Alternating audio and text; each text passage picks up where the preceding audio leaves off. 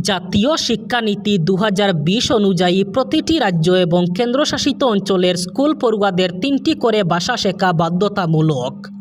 ২০২৬-২৭ শিক্ষাবর্ষ থেকেই ষষ্ঠ থেকে দশম শ্রেণীর জন্য ওই নিয়ম চালু করতে চলেছে central board of secondary education অথবা সিবিএসই। এক নির্দেশিকা জারি করে বোর্ডের তরফে জানানো হয়েছে, নবম এবং দশম শ্রেণীর পড়ুয়াদের জন্য ১ জুলাই থেকেই চালু হয়ে যাবে এই নিয়ম। অর্থাৎ এখন ৩টি ভাষায় পড়তে হবে নবম এবং দশম শ্রেণীর পড়ুয়াদের। জাতীয় শিক্ষানীতিতে পড়ুয়াদের স্থানীয় সংস্কৃতি সম্পর্কে ওয়াকিবহাল করতে ষষ্ঠ থেকে দশম শ্রেণী পর্যন্ত মাতৃভাষার পাশাপাশি ২টি ভাষা বেছে নেওয়ার কথা আগেই বলা হয়েছিল। সিবিএসইর তরফে ইতিমধ্যে ৯টি ভারতীয় ভাষায় বই ছাপানোর কাজ শুরু হয়েছে। এই ৩টি ভাষার বিভাগকে R1, R2 এবং R3 বলা হয়েছে। আর এর মধ্যে R1 এবং R2 বিভাগে 2টি ভারতীয় ভাষা পড়ানো হবে।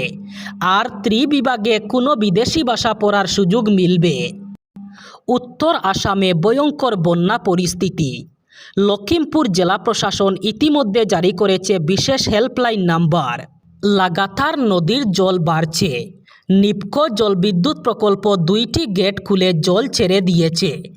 এর ফলে যে কোনো মুহূর্তে বন্যার জলে প্লাবিত হবে উত্তর অসম। বিশেষ করে জরুরি সতর্কতা জারি করা হয়েছে লখিমপুর জেলায়। ইতিমধ্যে হেল্পলাইন নাম্বার জারি করা হয়েছে 6001888628। যে কোনো জরুরিকালীন পরিস্থিতির সম্মুখীন হলেই জনগণরা এই নাম্বারে যোগাযোগ করতে পারবেন। লখিমপুর জেলা দুর্যোগ ব্যবস্থাপনা কর্তৃপক্ষের তরফে সতর্কতা জারি করা হয়েছে। ভয়ঙ্করভাবে বৃদ্ধি পাচ্ছে রঙ্গা নদীর জলস্তর। এর জন্য নদীর কাছে যাওয়া, নদীতে স্নান করা, মাছ ধরা অথবা নৌকা চালানো এবং খড়ি ধরা সম্পূর্ণ নিষিদ্ধ করা হয়েছে। গরু, মহিষ এবং অন্যান্য গৃহপালিত জীবজন্তু নদীর পাড়ে না রাখার নির্দেশ দেওয়া হয়েছে। রাজ্যে ইউসিসি অর্থাৎ অভিন্ন দেওয়ানি বিধির বিরুদ্ধে আবার একবার মাঠে নামল জমিয়ত উলেমায়ে হিন্দ। ইউসিসি সংবিধান বিরোধী। কুরআনের মতে চলবেন রাজ্যের মুসলমানরা। ইউসিসি কেড়ে নেবে মুসলমানদের অধিকার। মুসলমানরা সকল ভারতের নাগরিক নয় নাকি? এমনই ভাষায় ইউসিসির বিরুদ্ধে এবার খুব উগরে দিল জমিয়ত উলেমা।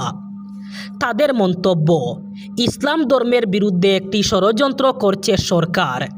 আমরা ইউসিসি কোনোভাবেই মেনে নেব না। কুরআনের রীতিনীতি মেনেই আমরা চলব, এমন মন্তব্য করেন জমিয়ত উলেমার মৌলানা আব্দুল কাদির কাসিমি। ইউসিসির বিরুদ্ধে রাজপথে এবার নেমে এসেছে হুজাই জেলার জমিয়ত উলেমা। এবার রাষ্ট্রপতির হস্তক্ষেপ চেয়ে রাজ্যপালের কাছে প্রেরণ করা হয়েছে বিশেষ স্মারকপত্র।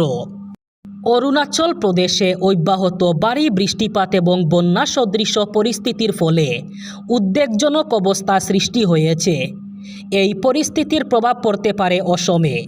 রাজ্যের একাধিক জেলায় বন্যার আশঙ্কা দেখা দেওয়ায় অসম সরকার বিষয়টিকে অত্যন্ত গুরুত্ব সহকারে পর্যবেক্ষণ করছে। মুখ্যমন্ত্রী ডক্টর হিমন্ত বিশ্ব শর্মার নির্দেশে মুখ্য সচিব সংশ্লিষ্ট সমস্ত দপ্তর এবং কর্তৃপক্ষকে সমন্বয় বজায় রেখে সর্বোচ্চ সতর্কতা অবলম্বন এবং প্রয়োজনীয় প্রস্তুতি গ্রহণের নির্দেশ দিয়েছেন। এক সরকারি বিজ্ঞপ্তিতে জানানো হয়েছে, সম্ভাব্য ক্ষতিগ্রস্ত জেলাগুলির প্রশাসনকে সতর্ক অবস্থায় থাকতে এবং সময়মতো প্রতিরোধমূলক ও ত্রাণমূলক ব্যবস্থা গ্রহণের জন্য নির্দেশ দেওয়া হয়েছে। বিজ্ঞপ্তিতে আরও বলা হয়েছে, এসডিআরএফ, এনডিআরএফ এবং অন্যান্য জরুরি পরিষেবার দলগুলিকেও প্রস্তুত রাখা হচ্ছে। নদী তীরবর্তী ও বন্যাপ্রবণ এলাকাগুলির উপর নজরদারি জোরদার করার নির্দেশ দেওয়া হয়েছে। একই সঙ্গে সাধারণ মানুষকে সাবধান থাকার আহ্বান জানিয়ে প্রয়োজনে স্থানীয় প্রশাসনের পরামর্শ অনুযায়ী নিরাপদ স্থানে আশ্রয় নেওয়ার পরামর্শ দেওয়া হয়েছে।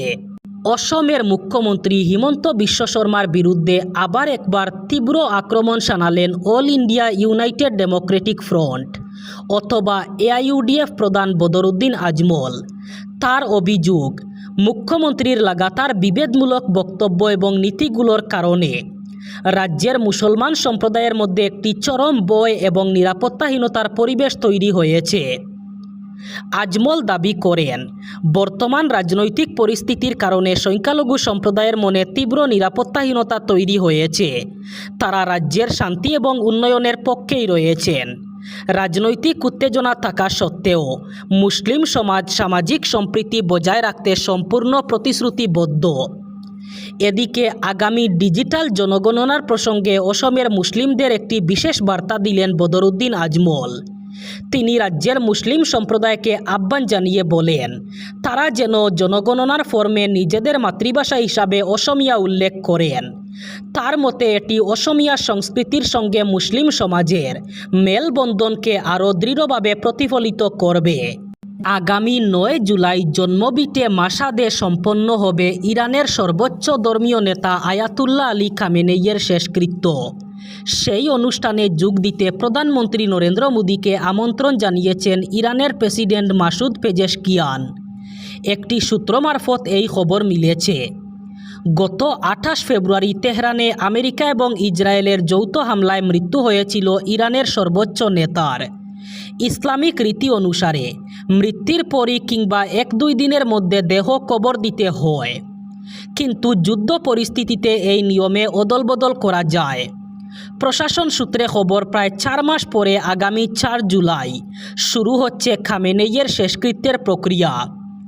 9 জুলাই তার বাড়ি মাসাদে সমাধিস্থ করার মাধ্যমে সমাপ্তি হবে সেই অনুষ্ঠানের। দক্ষিণ আমেরিকার দেশ ভেনেজুয়েলায় ভয়ঙ্কর জোড়া ভূমিকম্পে ব্যাপক ধ্বংসযজ্ঞ। মার্কিন ভূতাত্ত্বিক সংস্থার প্রাথমিক মূল্যায়ন অনুযায়ী এই বিপর্যয়ে মৃতের সংখ্যা 10,000 থেকে 1 লক্ষ পর্যন্ত পৌঁছাতে পারে বলে আশঙ্কা। ইতিমধ্যেই রাজধানী সারাকাস সহ একাধিক এলাকায় বহু বাড়ি এবং বহুতল ভেঙে পড়েছে। স্থানীয় সময় বুধবার 2টি শক্তিশালী ভূমিকম্প আঘাত হানে। প্রথমটির মাত্রা ছিল 7.2 রিক্টার স্কেল এবং কয়েক সেকেন্ডের মধ্যেই আরও শক্তিশালী 7.5 মাত্রার দ্বিতীয় ভূমিকম্প অনুভূত হয়। কম্পনের কেন্দ্রস্থল ছিল রাজধানী সারাকাসের পশ্চিমে, ক্যারিবীয় উপকূলের কাছে। ভূমিকম্পের জেরে আতঙ্কে হাজার হাজার মানুষ ঘরবাড়ি ছেড়ে রাস্তায় নেমে যান। প্রত্যক্ষদর্শীদের দাবি, সারাকাসের একাধিক আবাসিক ভবন ধসে পড়েছে। ক্ষতিগ্রস্ত হয়েছে দেশের প্রধান আন্তর্জাতিক বিমানবন্দর। নিরাপত্তার কারণে বিমানবন্দরটি সাময়িকভাবে বন্ধ রাখা হয়েছে। সেই সাথে দেশে স্কুল, কলেজ, অফিস, আদালত বন্ধ রাখা হয়েছে। পাসপোর্ট দেওয়া হয় কেবলমাত্র ভারতীয় নাগরিকদের। যদিও বিদেশ মন্ত্রকের তরফে জানিয়ে দেওয়া হলো, পাসপোর্ট হলো বিদেশ ভ্রমণের নথি, এটি নাগরিকত্বের প্রমাণ নয়।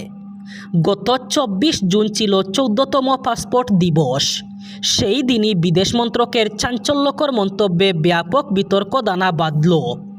পাসপোর্ট নয়, নাগরিকত্বের চূড়ান্ত প্রমাণ তাহলে কি? এই প্রশ্ন তুলে এক্স হ্যান্ডেলে সহ বিভিন্ন সোশ্যাল মিডিয়ায় ব্যাপক আলোচনা শুরু হয়েছে ইতিমধ্যেই। সবচেয়ে বড় কথা হলো, এই বিষয়টি নিয়ে কেন্দ্রীয় সরকার এখনও পর্যন্ত খুলাসা করেনি। বিদেশ মন্ত্রকের এক আধিকারিক বলেন, পাসপোর্ট প্রাথমিকভাবে আন্তর্জাতিক ভ্রমণের জন্য একটি জরুরি নথি। এর অর্থ হলো কেবলমাত্র পাসপোর্ট থাকলেই তা নাগরিকত্বের প্রমাণ হিসাবে গণ্য হবে না।